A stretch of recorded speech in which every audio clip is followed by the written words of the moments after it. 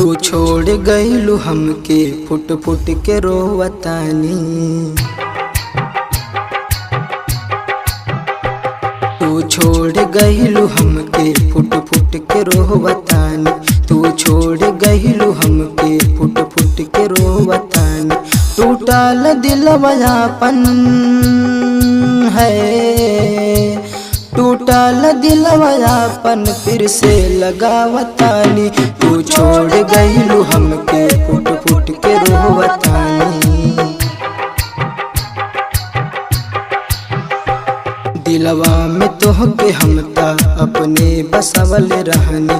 दिलवा में तोहके हमता अपने बसवल रहनी। टूटल दिलवा आपन है, टूटल दिलवा आपन फिर से लगावतानी। तू छोड़ गइलू हमके फुट फुट के रोवतानी।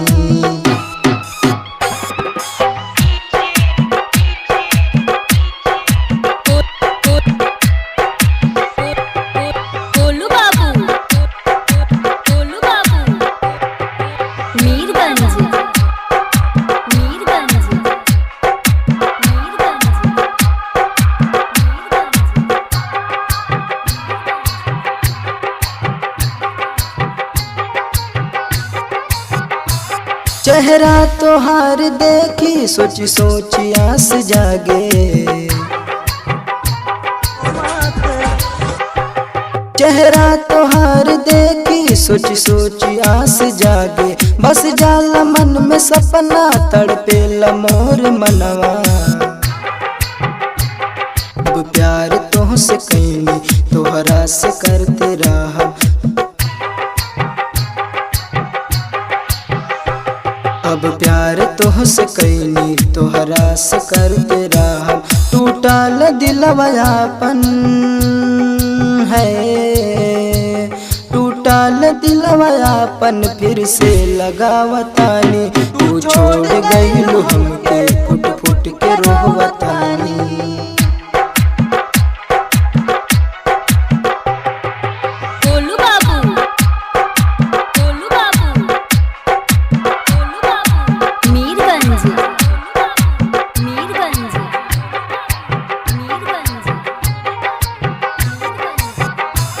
निक नाही लागे खाना दुश्मन भइल जमाना।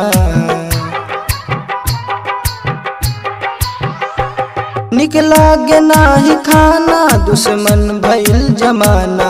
अब जान मिल न पाइब करात लोग माना। राइटर सादिक साजन सहेल परेशानी। राइटर सादिक साजन सहेल परेशानी। टूटल दिलवा आपन है, टूटल दिलवा आपन फिर से लगावतानी। तू छोड़ गइलू हमके फुट फुट के रोवतानी। दिलवा में तोहके हमता अपने बसवल रहनी। टूटल दिलवा आपन है, टूटल दिलवा आपन फिर से लगावतानी। तू छोड़ गइलू